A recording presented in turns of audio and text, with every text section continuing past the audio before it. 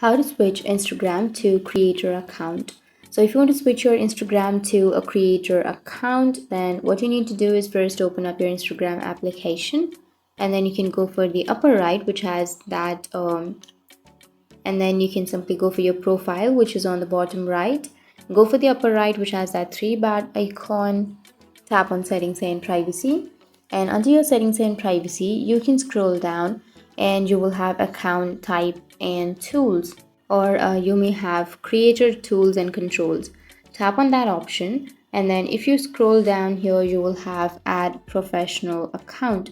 So for now I already have a creator account or a professional account, but if you don't have your account to a professional account, then you will have an option to switch to a professional account, and you need to simply tap on that. And once you tap on that, you can simply tap on continue, and then you will switch your Instagram account to a professional or a creator account.